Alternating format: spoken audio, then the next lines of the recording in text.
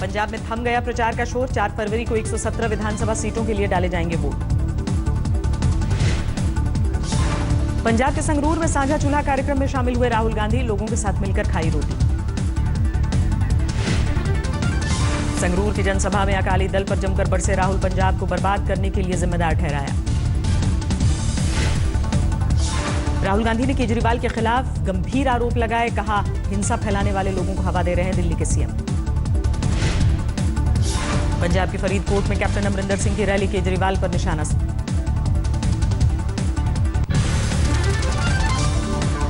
चुनाव प्रचार के बीच बीमार हुए पंजाब के सीएम प्रकाश सिंह बादल। डॉक्टरों ने दी आराम की सलाह।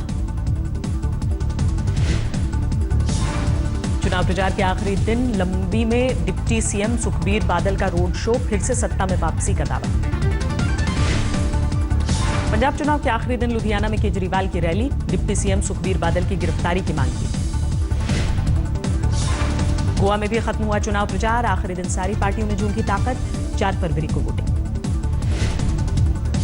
11 फरवरी की वोटिंग के लिए यूपी में फुल स्पीड में चुनाव प्रचार। मुजफ्फरनगर समेत पश्चिमी यूपी में कई जगहों पर अखिलेश की रैली।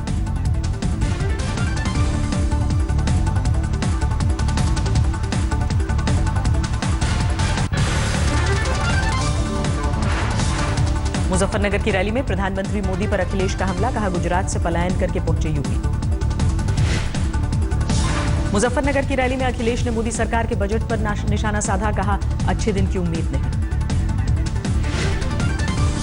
अखिलेश के समर्थकों पर चढ़ा चुनाव का जोश। पार्टी की चुनाव चिन्ह और रंग में रंगे कार्यकर्ता। यूपी के सीएम अखिलेश ने किया फिर से सत्ता में लौटने का दावा। कहा, विकास के मुद्दे पर लोगों से मांग रहा हूं वोट। विकास में कोई मुकाबला समाजवादियों को नहीं कर सकते। जनता जब आकलन करेगी तो काम में समाजवादियों को कर पाएंगे।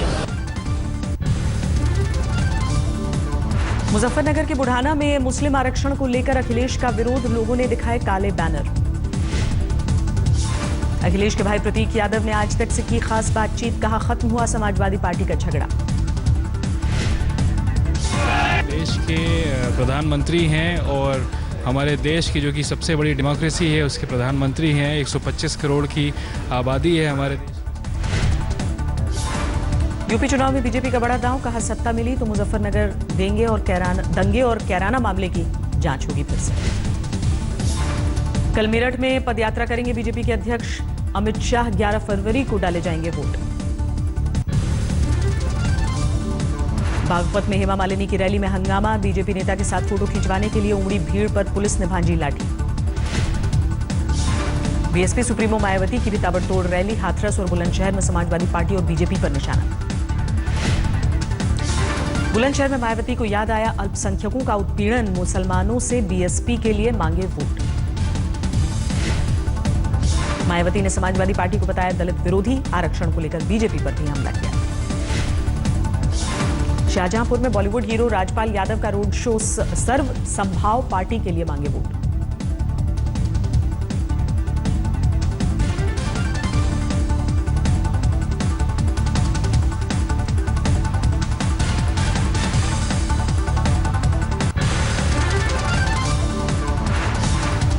राजस्थान के बाड़मेर में सीएम वसुंधरा राजे की सभा में बवाल। पुलिस ने भांजी लाठियां। एयरसेल मैक्सिस डील में आरोपों से बरी हुए पूर्व टेलीकॉम मंत्री दयानिधि मारन। दिल्ली की स्पेशल अदालत का फैसला। कोर्ट के फैसले पर दयानिधि मारन ने जताई खुशी। कहा, साबित हो गई मेरी बेगुनाही। मारन पर कोर्ट के फैसले को लेकर कांग्रेस ने जताई खुशी। कहा, बीजेपी को आधारहीन आरोप मढ़ने की आदत है। श्रीनगर के कई इलाकों में जम्मू कश्मीर के सीएम का दौरा। विकास काम का लिया जायजा। वाराणसी में पीएम के संसदीय कार्यालय के बाहर छात्रों का बवाल। मेडिकल एंट्रेंस परीक्षा में बदलाव को लेकर नाराजगी। जाट आंदोलन का 5वां दिन। आरक्षण की मांग को लेकर सरकार के खिलाफ विरोध प्रदर्शन। जम्मू कश्मीर सरकार ने किया विधानसभा को अनिश्चित काल के लिए स्थगित करने के फैसले का बचाव। कहा, विपक्ष के पास कोई मुद्दा नहीं। दिल्ली में महिलाओं की सुरक्षा को लेकर एलजी ने दिए स्टडी ग्रुप बनाने के निर्देश। उपायों को लेकर सुझाव देगा खास समूह। जम्मू के सांबा में साल के पहले सीज फायर का उल्लंघन। अंतर्राष्ट्रीय बॉर्डर पर सरहद पार से फायरिंग। ईडी ने रिकॉर्ड किया जाकिर नाइक के भाई मोहम्मद नाइक का बयान, धन परिवर्तन में आईआरएफ के शामिल होने से इनकार। खराब खाने का वीडियो पोस्ट करने वाले बीएसएफ के जवान तेज बहादुर की वीआरएस अर्जी खारिज, कोर्ट ऑफ इंक्वायरी का हवाला दिया। कानपुर इमारत हादसे में अब भी जारी है राहत का काम, प्रशासन ने 3 इंजीनियर्स को किया सस्पेंड। कल गिरी थी 7 मंजिला इमारत, घंटों की मशक्कत के बाद 4 साल की बच्ची का रेस्क्यू ऑपरेशन। नोएडा में 37 अरब रुपए से ज्यादा की ठगी का भंडाफोड़, सोशल ट्रेडिंग के नाम पर चल रहा था कारोबार, 3 गिरफ्तार। गुजरात के राजकोट में नकली वोटर कार्ड बनाने वाले गैंग का भंडाफोड़, 2 आरोपी गिरफ्तार। पटना में दिन दहाड़े कारोबारी की हत्या, पुलिस को आपसी रंजिश में वारदात का शक। आंध्र प्रदेश के अनंतपुर में सरपंच की बेरहमी, बाल पकड़कर महिला को घसीटा, वीडियो वायरल। मुंबई के चर्नी रोड स्टेशन पर लोकल ट्रेन के ड्राइवर की सूझबूझ से बची महिला की जान, ट्रैक पर महिला को देखकर ट्रेन रोकी। कर्नाटक के कुप्पल में इंसानियत को शर्मसार करने वाला वाकया, दम तोड़ता रहा बस से जख्मी लड़का, वीडियो बनाते रहे लोग। मध्य प्रदेश के शिवपुरी में कार बाइक की टक्कर में 3 की मौत, रिश्तेदार की 13वीं में शामिल होने जा रहे थे तीनों। कोटा के मशहूर कोचिंग इंस्टीट्यूट पर आयकर विभाग का छापा, देश के कई शहरों में मौजूद सेंटरों पर एक साथ रेड। राजस्थान के अलवर में टोल प्लाजा और पर मारपीट और फायरिंग, सीसीटीवी में वारदात। हैदराबाद में दिल हिलाने वाला हादसा, हमलावरों से जान बचाकर भागते युवक को ट्रक ने रौंदा। राजस्थान के चूरू में टीचर ने 12 साल के बच्चे को पहले बेरहमी से पीटा, फिर करंट लगाने की धमकी दी, मासूम ने दूसरी मंजिल से छलांग लगा दी। बिहार के बाढ़ में एनटीपीसी प्रोजेक्ट में तांबा चोरी का भंडाफोड़, मुठभेड़ के दौरान 2 शातिर चोर गिरफ्तार। राजस्थान के भरतपुर में धू-धू कर जली रोडवेज की बस में मरम्मती के दौरान हादसा। यूपी के फतेहपुर में सड़क हादसे में पिता और पुत्र की मौत, नाराज गांव वालों ने घंटों सड़क पर जाम लगाया।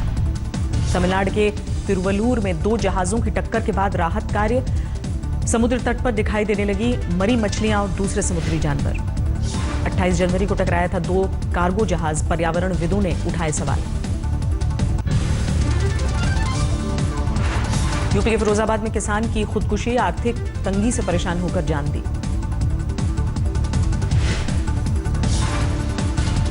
मध्य प्रदेश के बैतूल में 17 घंटे से जाम है हाईवे, घाट पर ट्रक फंसने की वजह से बड़ी मुश्किल। नोटबंदी से उभरा कार बाजार, जनवरी में कारों की बिक्री में 15% की बढ़ोतरी। बाइक बाजार पर जारी है नोटबंदी का असर, हीरो मोटोकॉर्प की बिक्री 13% और बजाज ऑटो की बिक्री में 18% गिरावट। बिग बी को रिलायंस जियो ने दिया फ्री सिम डिलीवरी और एक्टिवेशन का ऑफर, वोडाफोन की एसएमएस सेवा से परेशान है अमिताभ। टाटा मोटर्स ने साख मजबूत करने के लिए टैमो नाम से लॉन्च किया सब ब्रांड, नई तकनीक से लैस कारों को उतारने की कवायद। 84 अंकों की बढ़त के साथ 28,226 पर बंद हुआ सेंसेक्स, निफ्टी भी 17 पॉइंट्स की बढ़त के साथ 8,734 पर बंद। 4 दिनों की बढ़त के बाद सोने की कीमत में 150 रुपए प्रति किलो की गिरावट, 10 ग्राम सोने का भाव हुआ 29,600। चांदी की कीमत में 450 रुपए प्रति किलो का इजाफा, 42,650 रुपए हुआ 1 किलो चांदी का दाम। छत्तीसगढ़ के सूरजपुर में किसानों ने हाईवे पर फेंकी सब्जियां, कम कीमत को लेकर नाराजगी।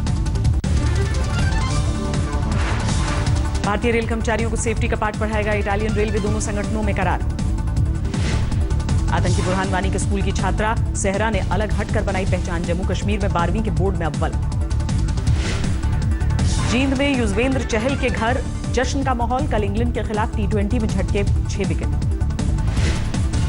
हैदराबाद पहुंची बांग्लादेश की क्रिकेट टीम, 9 फरवरी से शुरू होगी सीरीज।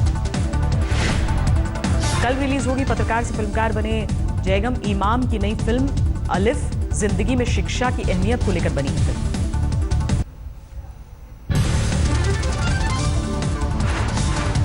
जम्मू कश्मीर के गुलबर्ग में शुरू हुआ स्नो कार्निवल, 15 दिनों तक होगा कई तरह के खेलों का आयोजन। जम्मू कश्मीर के ऊंचाई वाले इलाकों में अब भी शून्य से नीचे तापमान। लेह लद्दाख में -11 डिग्री तक लुढ़का पारा। अगले 3 दिनों तक जम्मू कश्मीर में बारिश और बर्फबारी का अनुमान। 4 और 5 फरवरी को सक्रिय होगा वेस्टर्न डिस्टर्बेंस। राजस्थान में जारी है ठंड और कोहरे का कहर। माउंट आबू में 5 डिग्री पर लुढ़का तापमान। ध्यान फाउंडेशन की ओर से दिल्ली में कार रैली का आयोजन। पश्चिम बंगाल सीमा पर जानवरों की तस्करी रोकने की मांग। 3 दिवसीय दौरे पर बांग्लादेश पहुंचे फिलिस्तीन के राष्ट्रपति। कई मुद्दों पर दोनों देशों में बातचीत की उम्मीद। रेक्स टिलरसन बने अमेरिका के विदेश मंत्री। सेनेट की मुहर के बाद संभाली कुर्सी। डोनाल्ड ट्रंप ने ऑस्ट्रेलियाई प्रधानमंत्री को फोन पर लगाई झिड़की। वॉशिंगटन पोस्ट का दावा, बीच में ही अमेरिकी राष्ट्रपति ने फोन काट दिया। यूएन के महासचिव ने ट्रंप के इमिग्रेशन फैसले पर उठाए सवाल। कहा, पाबंदी लगाने से नहीं रुकेगा आतंकवाद। बिना किसी निर्धारित कार्यक्रम के डेलावेयर एयरबेस पहुंचे ट्रंप। यमन में मारे गए कमांडो को श्रद्धांजलि दी। अमेरिका मेक्सिको बॉर्डर पर दीवार बनाने की कवायद तेज। होमलैंड सिक्योरिटी के सचिव जॉन केली ने किया दौरा। मेलानिया ट्रंप के व्हाइट हाउस में शिफ्ट करने को लेकर सस्पेंस। बेटे की स्कूली पढ़ाई पूरी होने के बाद वॉशिंगटन में रहने वाली थी फर्स्ट लेडी। रोमानिया में बड़े प्रदर्शन के बाद बदले सरकार के सुर। राष्ट्रपति बोले, कोर्ट से फैसले को असंवैधानिक बताने की करूंगा अपील। इटली के गोल्डन पैलेस में सैलानियों के लिए शुरू की गई नई सुविधाएं। अलग अंदाज में नीरो के महल का लुत्फ उठाना होगा मुमकिन। चीन में स्प्रिंग फेस्टिवल की धूम। कारीगरों ने पारंपरिक पेपर कटिंग हुनर का प्रदर्शन किया। नमस्कार, दिन भर की हर खबर से आपको करने खबरदार मैं हूं श्वेता सिंह। मुंबई हमले का जो गुनहगार पिछले 9 साल से पाकिस्तान में आजाद है, जिसे पाकिस्तान ने अपना सरकारी आतंकवादी बना रखा है, जिसको जिंदा या मुर्दा पकड़ने पर पिछले 5 साल से $1 करोड़ का इनाम रखा हुआ है, उस आतंकवादी हाफिज सईद पर अचानक पाकिस्तान को आत्मज्ञान कैसे हो गया? आज हम खबरदार में पाकिस्तान के हाफिज सईद वाले फ्रॉड का विश्लेषण करेंगे और आपको बताएंगे कि आखिर हाफिज सईद के हाउस अरेस्ट की असली वजह क्या है। क्या हाफिज सईद की नकली नजरबंदी असल में पाकिस्तान और उसके आतंक के मेंटर चीन का कोई कूटनीतिक गेम प्लान है? जवाब दावा के अमीर हाफिज सईद और दीगर क़यादत की गिरफ्तारी के अहकाम जारी कर दिए गए हैं। ट्रंप नया अमेरिका का सदर बना है, मोदी से बड़ी गहरी दोस्ती निभाना चाहता है, यानी मोदी इसके लिए जोर डाल रहा है। हाफिज सईद के हाउस अरेस्ट की असली वजह क्या है? ट्रंप का डंडा देखकर डरा पाकिस्तान या ये चीन का है प्लान? हाफिज सईद की नकली नजरबंदी के पीछे चीन पाकिस्तान की बड़ी चाल। पाकिस्तान के हाफिज सईद वाले बड़े फ्रॉड का विश्लेषण। अचानक ऐसा क्या हो गया कि पाकिस्तान एक रात में ही बदल गया और उसने अचानक अपने पालतू आतंकवादी हाफिज सईद को हाउस अरेस्ट कर लिया? ये बात किसी को भी हजम नहीं हो रही है। भले ही कोई कितना कहे कि ये अमेरिकी राष्ट्रपति डोनाल्ड ट्रंप का आतंकी देशों के लिए उठाया गया डंडा देखकर पाकिस्तान ने किया है, क्योंकि जो हाफिज सईद मुंबई हमलों का मास्टरमाइंड होने के बावजूद पाकिस्तान में पिछले 9 साल से आजाद घूमता है, जो हाफिज सईद संयुक्त राष्ट्र की अंतर्राष्ट्रीय आतंकवादियों वाली लिस्ट में 2012 से है और जिस हाफिज सईद के सिर पर अप्रैल 2012 से अमेरिका ने $1 करोड़ का इनाम रखा हुआ है, उस हाफिज सईद को जिस पाकिस्तान ने पिछले 9 सालों में अब तक हाथ तक नहीं लगाया, उस हाफिज सईद पर पाकिस्तान के दिमाग के ताले अचानक कैसे खुल गए? ये कौन सा लेटेस्ट फ्रॉड है जिसे आतंक की सबसे बड़ी फैक्ट्री पाकिस्तान दुनिया के साथ कर रहा है?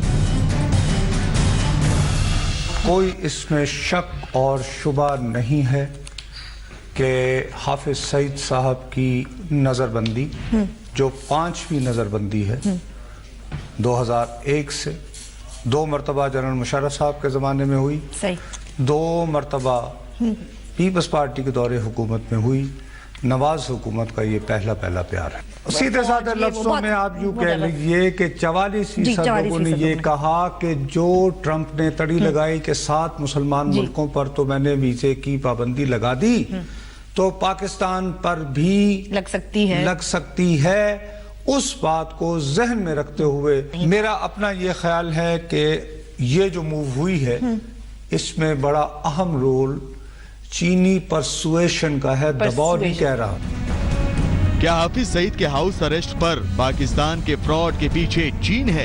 ये बातें पाकिस्तान के वरिष्ठ पत्रकार भी कर रहे हैं, क्योंकि हाफिज सईद की नकली नजरबंदी पर आगे क्या होने वाला है ये सब जानते हैं कि पाकिस्तान सिर्फ और सिर्फ ड्रामा कर रहा है, जो वो पहले भी करता रहा है। जनवरी 2002 में हमने जिहादी ऑर्गेनाइजेशंस पे पाबंदी लगाई, लेकिन ये दोनों ऑर्गेनाइजेशंस आउटलॉड होने के बावजूद न सिर्फ काम करती रहीं, बल्कि इनके पॉलिटिकल विंग्स बन गए, इनका लिटरेचर उसी तरह फरोख्त होता रहा। तो एक तरीके से हमने सरफेस पे तो ये दिखाया कि हमने पाबंदी लगाई, लेकिन ग्राउंड पे वो पाबंदी हमें कहीं भी नजर नहीं आई और इसी वजह से वो फ्लरिश करते रहे। तो आज हाफिज सईद के खिलाफ आप जब वो फर्ज करें कल जमात-उद-दावा सुप्रीम कोर्ट में से चैलेंज करती है, आपके पास क्या ग्राउंड है कि जी पाबंदी किस वजह से लगाई है? आपने एमपीओ भी नहीं लगाया, अभी तक मेंटेनेंस ऑफ पब्लिक ऑर्डर भी नहीं लगाया है, आपने सिर्फ उनको वो कर दिया है। तो जब तक आप अपना इंतहा पसंदी के हवाले से और जिहादी आउटफिट्स के हवाले से अपना बयानिया तब्दील नहीं करेंगे, मेरा नहीं ख्याल कि इसमें कोई तब्दीली आएगी। पाकिस्तान की आतंकी सोच तो बदलने वाली नहीं है, लेकिन ट्रंप के आने के बाद दुनिया बदली है और ये डर आतंक की सबसे बड़ी फैक्ट्री पाकिस्तान से ज्यादा पाकिस्तान के सबसे बड़े दोस्त चीन को है। जिन लोगों के नाम दे दिए जाए इस फहरिस्त के मुताबिक, उनके खिलाफ अगर कोई हुकूमत मुतल्लिका हुकूमत इक़दाम ना उठाए तो फिर उस पर इक़्तिसादी पाबंदियों की बात होती है। राइट, वो इक़्तिसादी पाबंदियों के ऊपर चीन जो अपना यार है वो ब्लॉक कर देता है। नहीं, अभी जो सिक्योरिटी काउंसिल में जब भी बात आती नहीं, अच्छा वो तो कर दिया, लेकिन चीन ने भी पूरी दुनिया में अपना धंधा भी रखना है, इमेज भी करना है, ये वो तो उन्होंने किया। लेकिन सितंबर के आखिर और अक्टूबर के मिडिल तक वो हमें बार बार अपने मखसूस अंदाज में समझाते रहे कि यार अभी तो हमने रोका हुआ है, अब आप हाफिज साहब को कहें लाई लो हो जाए, फलाए इंसानियत है, उन चक्करों में पड़ जाए, छोड़ें, tell him to go off the radar. फिलहाल दुनिया में चीन की पक्की चेकपोस्ट बन चुके पाकिस्तान को क्या चीन ही आतंक पर ये फ्रॉड करने के लिए कह रहा है? क्योंकि इसी फ्रॉड से चीन अपने प्यारे आतंकी देश पाकिस्तान को उन खतरों से बचाने की कोशिश कर रहा है जो खतरे फिलहाल सामने दिख रहे हैं। रिक्वेस्ट कर रहा हूं कि इसको संजीदगी से लिया जाए कि यमन में उन्होंने एक मकाम पर, जिसको वो समझते थे कि ये अलकायदा का अड्डा है, बिल्कुल वहां पर फिजिकली अब तक तो हेलीकॉप्टर्स के जरिए हमला किया। ये जो स्ट्राइक हुई है इसको मैं एक मैसेज के तौर पर लेता हूं। कल को अफगानिस्तान में अमेरिकन एम्बेसी या किसी और अमेरिकन टारगेट पे हमला होता है और एकदम से दुहाई मचा दी जाती है जो होगी कि जी हक्कानी वगैरह फला फला फला, तो ये एक्चुअली मैसेज ये दिया गया है। मैं ये समझता हूं प्रेसिडेंट भी है कि ये जो मैसेज दिया गया है ये मुताल्लिका ममालिक के मुताल्लिका क्वार्टर्स तक पहुंच भी गया है। एक बड़ी वजह हाफिज सईद के फ्रॉड हाउस अरेस्ट के बारे में ये भी बताई जा रही है कि वो अब इसके सहारे ही कोई डील करना चाहता है, क्योंकि ये सब जानते हैं कि पाकिस्तान हाफिज सईद को आज नहीं तो कल छोड़ ही देगा। हाफिज सईद साहब के खिलाफ ये रियासत किसी किस्म की टेररिज्म की एविडेंस नहीं लाएगी। वो अगर इस किस्म की एविडेंस वो लेके आते हैं तो अपने पांव पे कुल्हाड़ी मारेंगे। अपनी सारी डिप्लोमेसी जो है और अपनी सारी जो नॉन स्टेट एक्टर एसिमेट्रिक जो सिनारियो बनाया हुआ है, they will be undermining that. तो ये जो कुछ हुआ है ये इत्तेफाक के साथ हुआ है। JuD, military, civilian, everybody has got together to say कि this is the best thing to do। बाजी तुसी तो चलो ना अंदर जरा, तुसी तो बैठो ना, लेट होते तो रखिए, तुसी जरा बैठ जाओ ना, हुन साढ़े ते प्रेशर आ गया, जरा कीप योर हेड लो। उन्होंने कहा हाँ ठीक है, नो प्रॉब्लम। इंडिया ने यही बयान दिया ना जी कि हम नहीं मानते, करें इसको और ज्यादा, इसको हम सीरियस नहीं समझते, इसके और सिर्फ। तो मतलब ये है कि this is the first step. अब क्या आगे जाके जब ये जो ज्यादा सीरियस बात जब करने की आएगी तो फिर लेन देन की बात होती है। आप ये चाहते हैं कि खाली हमसे ना ले, फिर आप भी फिर वो that is becomes the basis of a dialogue. तो ये यूनिलैटरली किसी असासे को गिव अप करना, नो रियासत विल डू दैट। पिछले 70 साल में पाकिस्तान को भारत से ज्यादा किसने समझा होगा? इसीलिए हाफिज सईद पर वो दुनिया को तो धोखा दे सकता है। चीन के कहने पर हाफिज सईद की अरेस्ट वाला फ्रॉड कर सकता है, लेकिन वो भारत को धोखा नहीं दे सकता। आतंकी फैक्ट्री का काउंटडाउन शुरू हो चुका है और ये हाफिज सईद के अरेस्ट जैसे फ्रॉड करने से पाकिस्तान बचेगा नहीं। आज तक ब्यूरो। हाफिज सईद के हाउस अरेस्ट को लेकर पाकिस्तान के फ्रॉड की बातें तो उसी रात से हो रही हैं जिस रात हाफिज सईद की नजरबंदी और उसके आतंकी संगठन जमात उद दावा पर कार्रवाई की खबरें लाहौर से आई थी, क्योंकि पाकिस्तान ऐसे ड्रामे करने में मास्टर हो चुका है। उसने इन्हीं ड्रामों के जरिए आतंक से लड़ाई के नाम पर अमेरिका से अरबों डॉलर ऐंठे हैं।